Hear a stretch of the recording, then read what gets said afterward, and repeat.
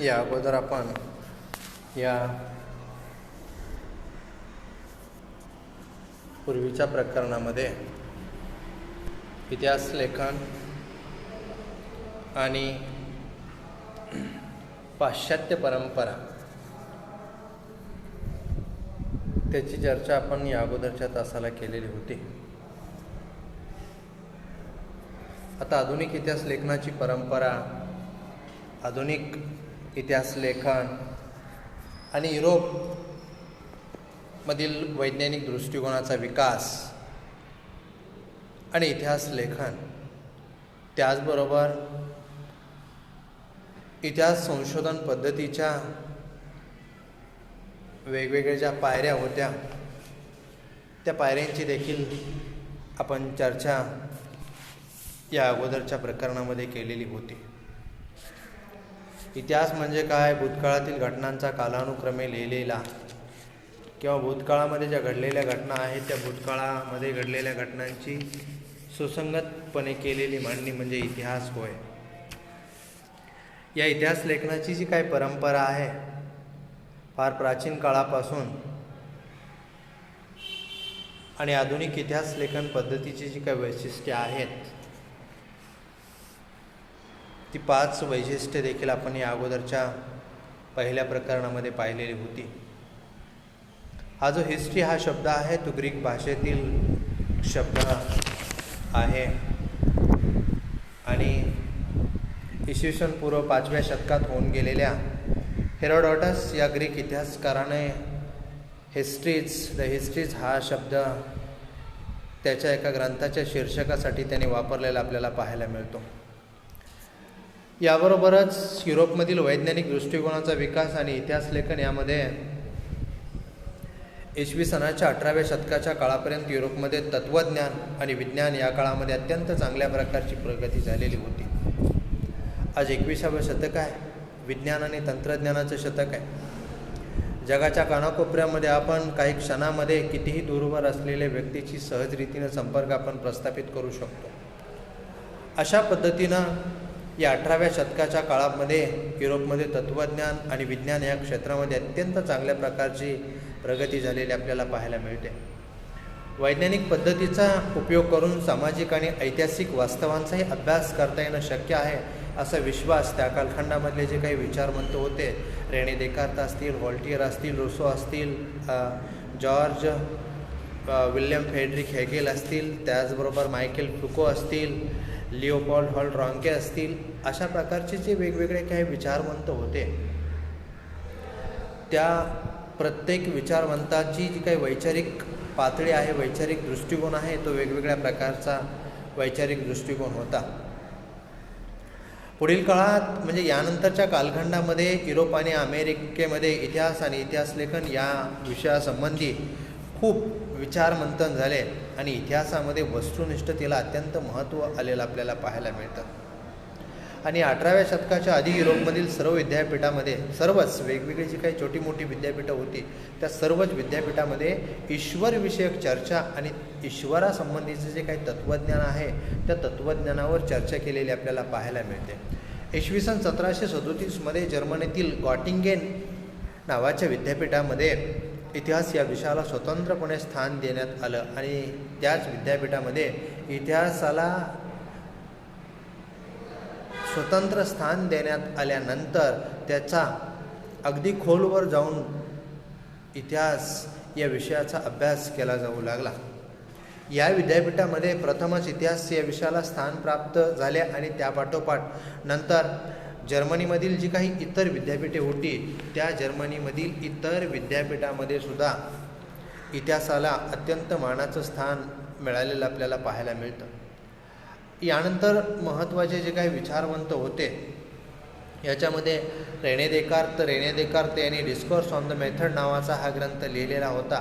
म्हणजे त्यांचं असं मत, रेने देकार्त यांचं असं मत होतं की शास्त्रशुद्ध संशोधनाच्या दृष्टीने फारच महत्त्वाचा त्यांचा जो काही नियम होता तो नियम होता, एखादी गोष्ट सत्य आहे असे निसंशयरित्या प्रस्थापित होत नाही तोपर्यंत तिचा स्वीकार करू नये तोपर्यंत त्या गोष्टीचा कदापि स्वीकार करू नये असा विश्वास रेने देकार्त यांना होता. अशा पद्धतीचा एक शास्त्रशुद्ध नियम रेने देकार्त यांनी सांगितलेला होता.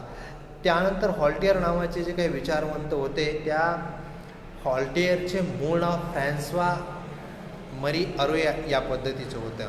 आता या विचारवंताने केवळ वस्तुनिष्ठ घटनांचा आणि सत्य ज्या काही घटना आहेत एवढ्यावरच लक्ष केंद्रित न करता समाजाच्या ज्या काही रूढी आहेत, परंपरा आहेत, चालीरीती आहेत, त्याचबरोबर इतर जी काही अर्थव्यवस्था आहे, शेती आहे, या सगळ्या दृष्टिकोनातून समाजाचा विचार होणे अत्यंत गरजेचं आहे असा विचार त्यांनी मांडलेला होता.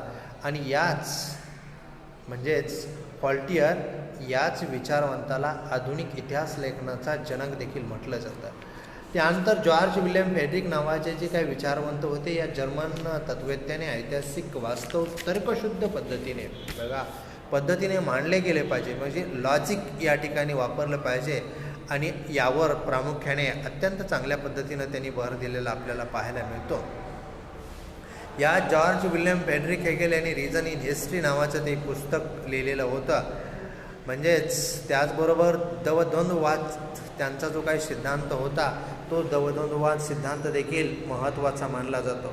लिओपॉल्ड हॉर्न रॉन्के यांनी 2 ग्रंथाची निर्मिती केलेली आपल्याला पाहायला मिळते. The theory and practice of history हा पहिला ग्रंथ त्यांनी लिहिलेला होता आणि the secret of world history हा दुसरा ग्रंथ लिओपॉल्ड हॉर्न रॉन्के यांचा प्रसिद्ध असलेला आपल्याला पाहायला मिळतो. म्हणजेच काय तर ऐतिहासिक घटनाशी संबंधित असलेल्या सर्व कागदपत्रांची आणि दस्तऐवज यांचा कसून शोध घेणे अत्यंत महत्त्वाचे असलेले त्यांनी त्या पद्धतीचं मत मांडलेलं होतं. आणि कसून शोध घेतल्यानंतर आपल्याला सत्याच्या मुळापर्यंत जाता येतं असा विश्वास या लिओपॉल्ड हॉर्न रॉन्के या विचारवंतांना होता.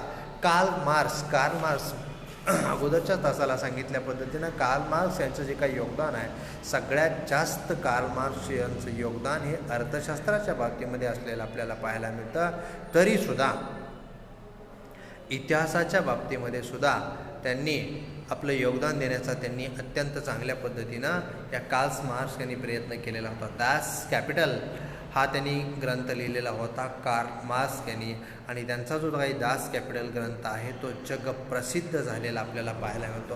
आता ॲनल्स प्रणाली म्हणजे काय तर 20व्या शतकाच्या सुरुवातीस फ्रान्समध्ये ॲनल्स नावाने ओळखली जाणारी इतिहास लेखनाची जी काही प्रणाली होती त्या प्रणालीलाच ॲनल्स प्रणाली असं देखील म्हटलं जातं. त्याचबरोबर स्त्रीवादी इतिहास लेखन स्त्रियांच्या दृष्टिकोनातून केलेलं लेखन त्याला स्त्रीवादी इतिहास लेखन असं म्हणतात. श्रीमती बोवा असतील किंवा इतर ज्या काही स्त्रिया आहेत, पंडिता रमाबाई आहेत, त्याच्यानंतर सरोजिनी नायडू आहेत, अशा पद्धतीनं वेगवेगळ्या प्रकारच्या काही स्त्रिया आहेत त्या प्रत्येक स्त्रियांनी आपापल्या पद्धतीने याच्यामध्ये योगदान देण्याचा आटोकाट असा प्रयत्न केलेला आहे. 90 नंतर मात्र स्त्री हा एक सामाजिक स्वतंत्र वर्ग मानून इतिहास लिहिण्यावर अत्यंत चांगल्या पद्धतीनं भर दिलेला आपल्याला पाहायला मिळतो. मायकेल फोको यांनी 20व्या शतकातील फ्रेंच इतिहासकार मायकेल फोको यांच्या मतानुसार इतिहास लेखनाची एक नवीन कल्पना त्यांनी पुढे आणलेली आपल्याला पाहायला मिळते. आर्कॉलॉजी ऑफ नॉलेज हा ग्रंथ त्यांनी लिहिलेला होता. आर्कॉलॉजी ऑफ नॉलेज हा ग्रंथ मायकेल फोको यांनी लिहिलेला आपल्याला पाहायला मिळतो. इतिहासकारांनी पूर्वी विचारात न घेतलेल्या मनोविकृती, वैदिकशास्त्र, तुरुंग व्यवस्था यासारख्या विषयांचा त्याने इतिहासाच्या दृष्टिकोनातून अत्यंत चांगल्या पद्धतीनं या मायकेल फोको यांनी 1926 ते 1984 या कालखंडापर्यंत अभ्यास केलेला आपल्याला पाहायला मिळतो. आणि आधुनिक इतिहास लेखनाची व्याप्ती अशा रीतीने हळूहळू वाढत गेली. आणि याच व्याप्तीमध्ये साहित्य असतील, स्थापत्य, शिल्पकला, चित्रकला, संगीतकला, नृत्यकला, नाट्यकला, चित्रपट निर्मिती आहे, दूरदर्शन आहे, यासारख्या विविध विषयांचे स्वतंत्र इतिहास वेगवेगळ्या विद्यापीठामध्ये अद्ययावतपणे वेगवेगळ्या संशोधकाचा सल्ला घेऊन, इतिहासकाराचा सल्ला घेऊन ते विषय लिहिले जाऊ लागले आणि लिहिल्यानंतर ते विषय नंतर लोकांपर्यंत किंवा वाचकापर्यंत पोहोचवण्याचा आटोकाट असा त्या इतिहासकारांनी प्रयत्न केलेला आपल्याला पाहायला मिळतो.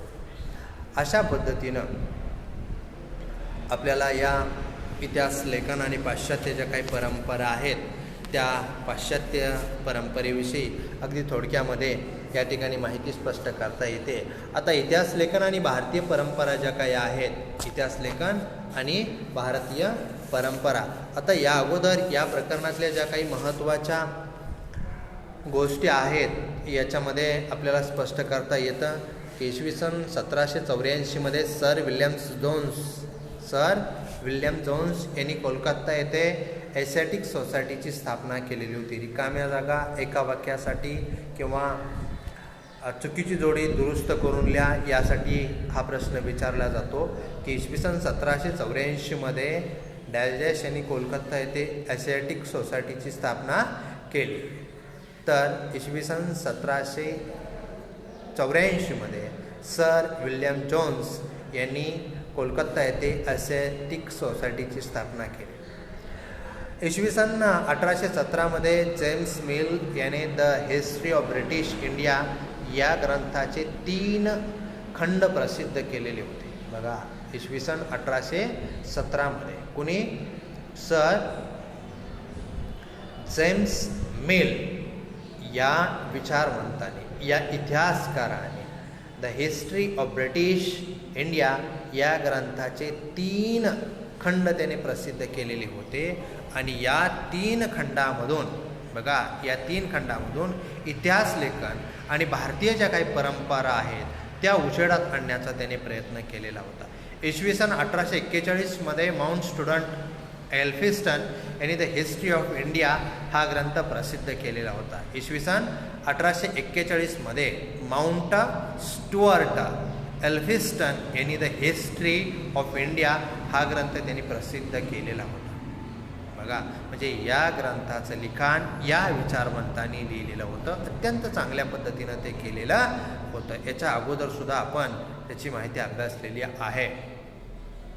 1882 ताराबाई शिंदे यांचे स्त्री-पुरुष तुलना हे पुस्तक प्रसिद्ध झाले. 1882 इसवी सन 1882 ताराबाई शिंदे यांचे स्त्री-पुरुष तुलना ग्रंथ नावाचे पुस्तक प्रसिद्ध झालेले होते. म्हणजे स्त्रियांची आणि पुरुषांची त्यांनी तुलना केलेली आहे.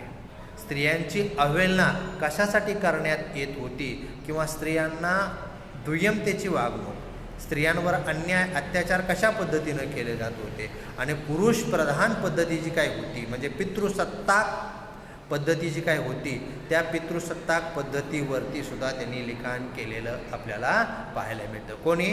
तर ताराबाई शिंदे यांनी त्यांच्या स्त्री पुरुष तुलना ग्रंथ यामध्ये विस्तृत असं विवेचन केलेलं आपल्याला पाहायला मिळतं. इसवी सन 1882 त्यांनी हा स्त्री पुरुष तुलना ग्रंथ नावाचा ग्रंथ लिहिलेला होता. इसवी सन 1888 पंडिता रमाबाई यांचे the high caste Hindu woman हे पुस्तक प्रसिद्ध झाले. The high caste Hindu woman म्हणजे भारतीय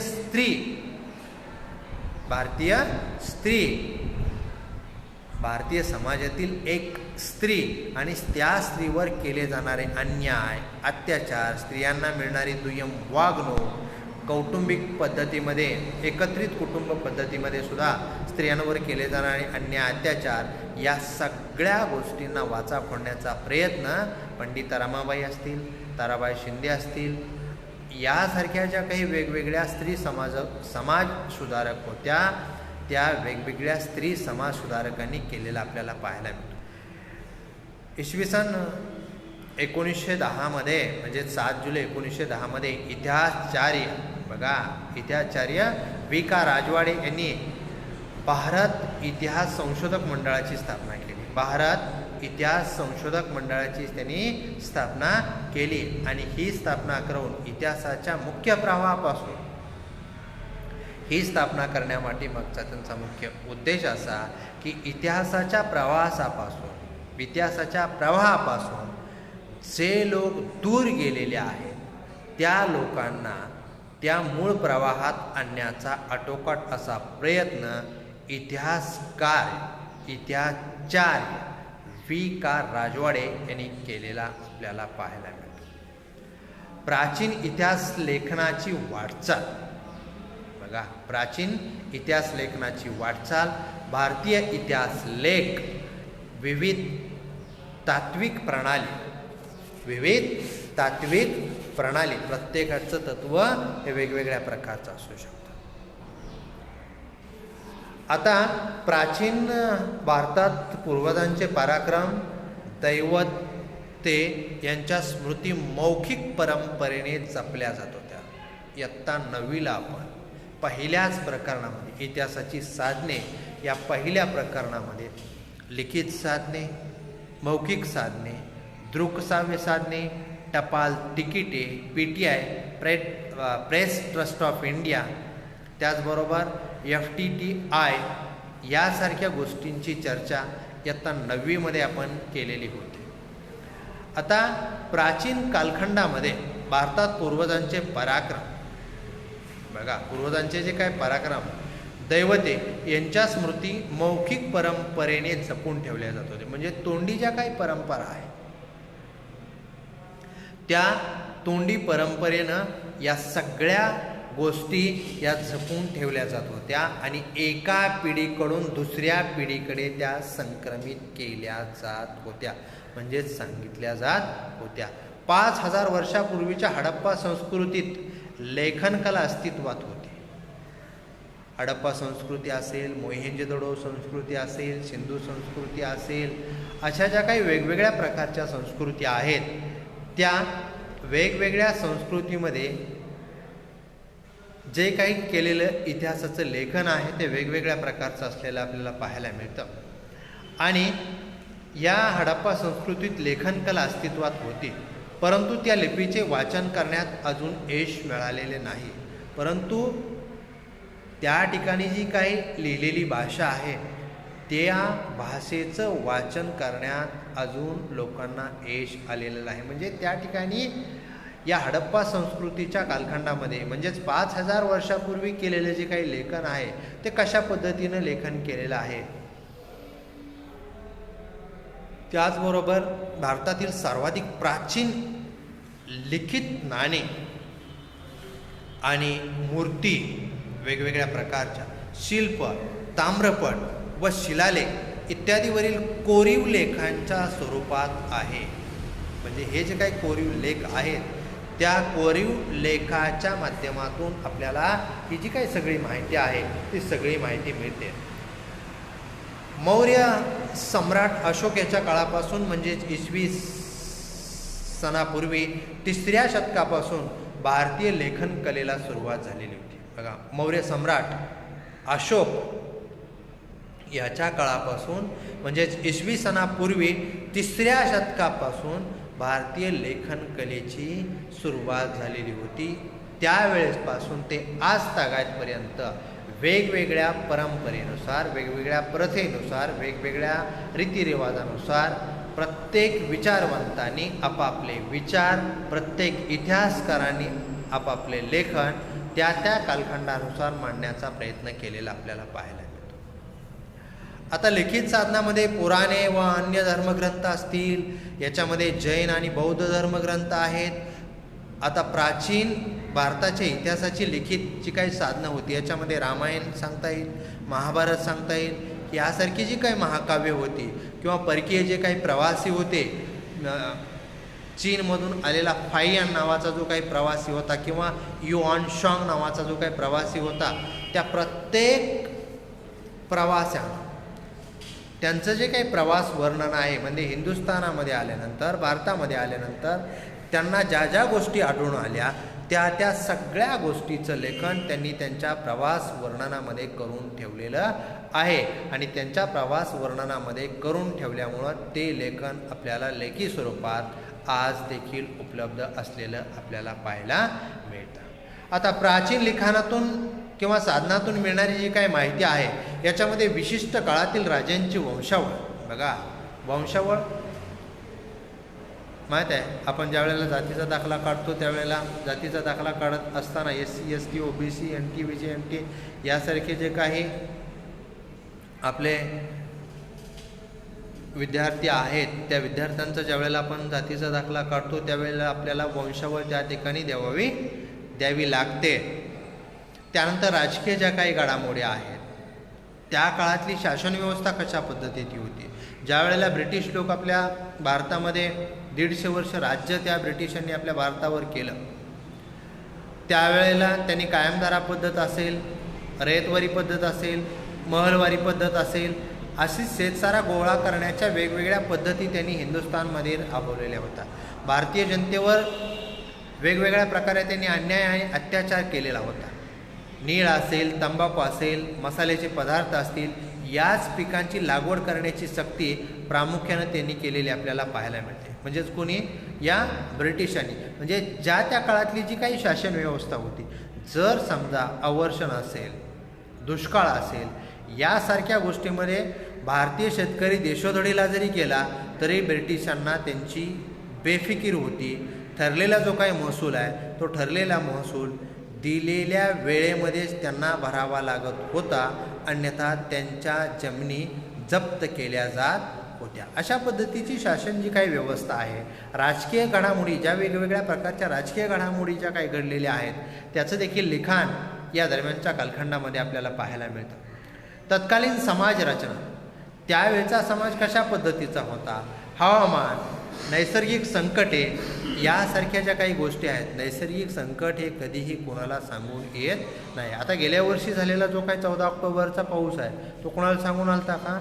नाही. म्हणजे नैसर्गिक जे काही संकट आहे ते नैसर्गिक संकट कधीही आपल्याला सांगून येत नाही. याच्यामध्ये वारा असेल, पाणी असेल, अग्नी असेल, म्हणजे ज्याला आपण या गोष्टी म्हणतो, त्या नैसर्गिक गोष्टी आपल्याला कधीही सांगून येत नाहीत. अचानकपणे त्या नैसर्गिक गोष्टी येत असतात आणि त्याचा मुकाबला करण्याची ताकद, या गोष्टीचा मुकाबला करण्याचा धाडस देखील आपल्यामध्ये असणं अत्यंत गरजेचं असतं. त्या काळातील सामाजिक, आर्थिक, राजकीय, धार्मिक आणि सांस्कृतिक जीवन हे कशा पद्धतीचं होतं. म्हणजेच इसवी सनापूर्वी आणि इसवी सनानंतर सामाजिक, आर्थिक, राजकीय, धार्मिक आणि सांस्कृतिक जीवन त्या लोकांचं कशा पद्धतीचं, संस्कृती कशा पद्धतीची होतं. आज जर आपण बघितलं तर हिंदुस्थान म्हणजेच भारत हा धर्मनिरपेक्ष देश आहे. कोणत्याही एका धर्माला आपल्या भारतामध्ये स्थान नाही. सर्व धर्म समभाव. परंतु घटनेच्या नियमानुसार प्रत्येकाला आपापल्या धर्माप्रमाणे आचरण करण्याचा, सण समारंभ उत्सव साजरे करण्याचा अधिकार आहे. परंतु हे सण समारंभ उत्सव साजरे करत असताना आपण इतर धर्मियांच्या भावना दुखावल्या जाणार नाहीत याची खबरदारी किंवा याची काळजी घेणं अत्यंत गरजेचं असतं. अशा पद्धतीची नोंद या भारतीय राज्यघटनेमध्ये असलेली आपल्याला पाहावयास मिळते. सामाजिक जीवन त्या लोकांचं कशा पद्धतीचं होतं. आर्थिक जीवन म्हणजे अर्थव्यवस्था त्या काळातली कशी होती. हडप्पा संस्कृती असेल, मोहेंजोदडो संस्कृती असेल, सिंधू संस्कृती असेल, या काळातली अर्थव्यवस्था कशी होती. 19व्या शतकातली अर्थव्यवस्था कशी आहे, 16व्या शतकातली अर्थव्यवस्था कशी आहे, आज 21व्या शतकामध्ये आपण आहोत. आज 21व्या शतकामध्ये आपल्या देशाची अर्थव्यवस्था कशा पद्धतीची आहे, राजकीय पार्श्वभूमी काय आहे, धार्मिक लोकांचं जीवन कशा पद्धतीचं आहे. आता सांगितल्या पद्धतीनं प्रत्येकजण आपापल्या धर्माप्रमाणे वागत असतो. मग हिंदू असतील, मुस्लिम असतील, ख्रिश्चन असतील, शीख असतील, ईसाई असतील, पारशी असतील, याहू असतील, बौद्ध असतील, प्रत्येकजण आपापल्या धर्माप्रमाणे हे आपलं आचरण करत असतो. त्याला कोणीही आडवा येऊ शकत नाही. बाणभट्टाच्या बघा, बाणभट्टाच्या हर्षचरित या संस्कृत काव्यातून 7व्या शतकातील जीवनाचे वास्तववादी चित्रण आपल्याला वाचायला मिळते. बाणभट्ट याच्या हर्षचरित या संस्कृत ज्याने जे काही काव्य लिहिलेलं आहे त्या काव्यातून आपल्याला 7व्या शतकातील जीवनाचे वास्तववादी चित्रण पाहायला मिळते, वाचायला मिळते. म्हणजे कशा पद्धतीनं लोकांचं सामाजिक जीवन होतं, अर्थव्यवस्था कशा पद्धतीची होती, धार्मिक जीवन त्या लोकांचं कशा पद्धतीचं होतं, त्याचबरोबर सांस्कृतिक जीवन ते लोक कशा पद्धतीनं जगत होते, अशा पद्धतीनं. कल्हण याने 12व्या शतकात राजत रंगिनी हा काश्मीरच्या इतिहासावरील ग्रंथ लिहिला. बघा, अत्यंत महत्त्वाची गोष्ट आहे. कल्हण याने 12व्या शतकात रजत रंगणी हा काश्मीरच्या इतिहासावरील एक ग्रंथ लिहिला.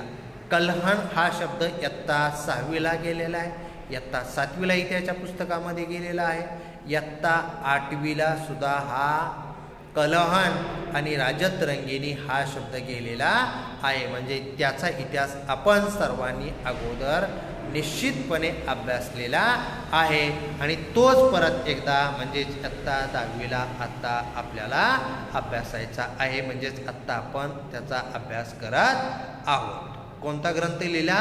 राजत रंगिनी हा ग्रंथ लिहिला. आणि हा जो काही ग्रंथ आहे तो ग्रंथ काश्मीरच्या इतिहासावर होता. बघा, तो ग्रंथ काश्मीरच्या इतिहासावर होता. इतिहास लेखन शास्त्रशुद्ध कसा असावे हे या ग्रंथावरून दिसते. बघा, ग्रंथ लिहित असताना त्याची मांडणी कशा पद्धतीनं करावी, त्याची प्रस्तावना कशा पद्धतीनं करावी, त्याचा विषय कशा पद्धतीनं मांडावा, त्याचा आशय कशा पद्धतीनं लिहावा, मध्यभाग कशा पद्धतीनं असावा आणि त्याचा शेवट कशा पद्धतीनं असावा किंवा कशा पद्धतीनं करावा, वेगवेगळ्या फोटोंचा समावेश त्याच्यामध्ये कशा पद्धतीनं आपण करायला पाहिजे, या ज्या काही सगळ्या गोष्टी आहेत त्या सगळ्या गोष्टींचा विचार आणि विमर्श या ग्रंथामध्ये म्हणजेच कल्हण याच्या रजत रंगिनी या ग्रंथामध्ये त्यांनी अत्यंत उत्कृष्ट रीतीनं, जसं ताजमहाल वास्तुशास्त्राचा एक उत्कृष्ट नमुना आज देखील आपल्याला पाहायला मिळतो. बघा, शेकडो वर्ष झाले ताजमहाल आहे तसाच आहे. मुमताजने त्याच्या बायकोच्या स्मरणार्थ बांधला, बेगमच्या स्मरणार्थ बांधला. बरोबर का?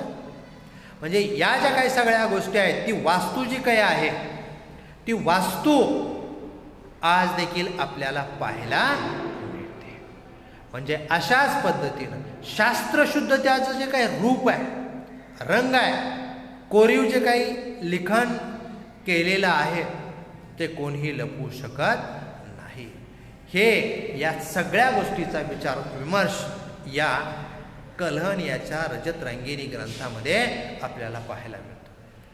त्या काळातील नाणी म्हणजेच 12व्या शतकाच्या कालखंडामधील नाणी, कोरीव लेख, प्राचीन वस्तूंचे अवशेष म्हणजे जुन्या काळातल्या ज्या काही वस्तू आहेत त्या वस्तूंचे अवशेष, राजकुलांच्या अधिकृत नोंदी.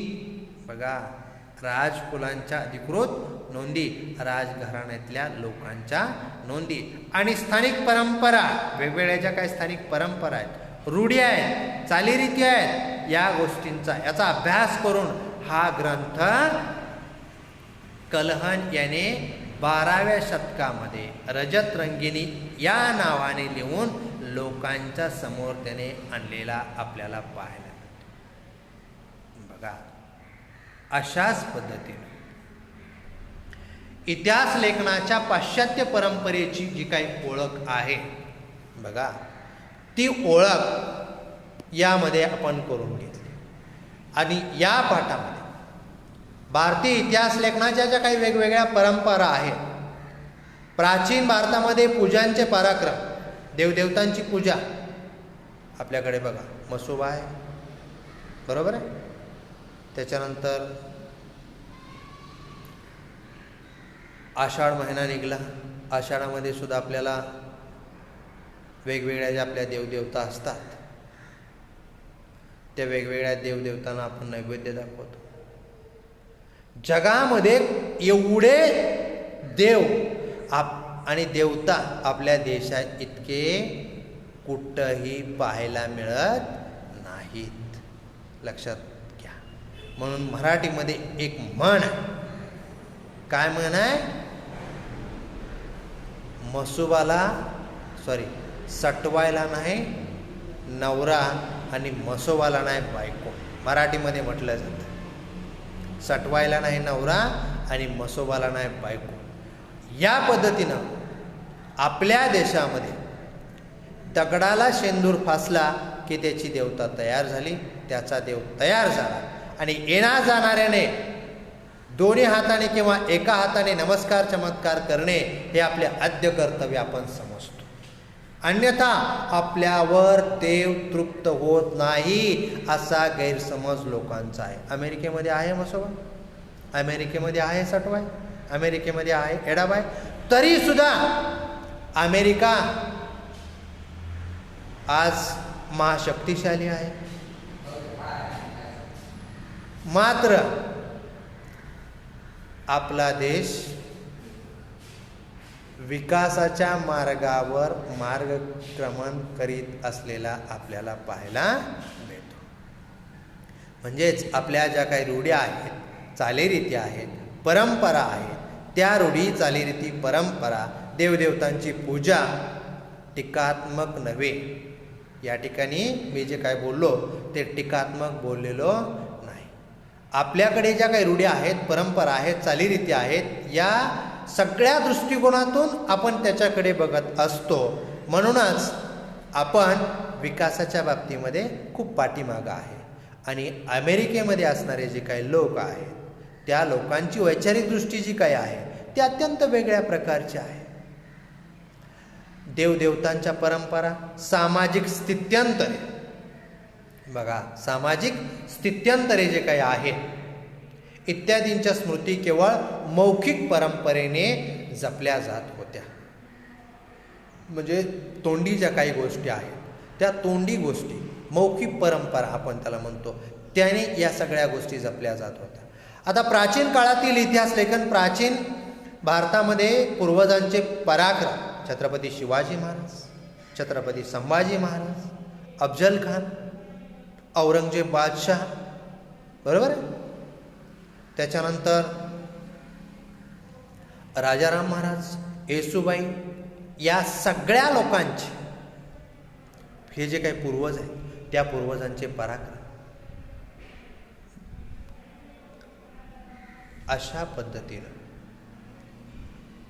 अत्यंत ज्या काही चांगल्या गोष्टी आहेत त्या मौखिक पद्धतीनं जपल्या जात होत्या.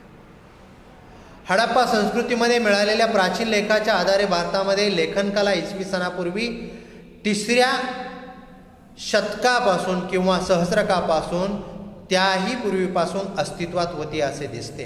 परंतु हडप्पा संस्कृतीची लिपी वाचण्यात अजूनही आपल्याला यश मिळालेलं नाही.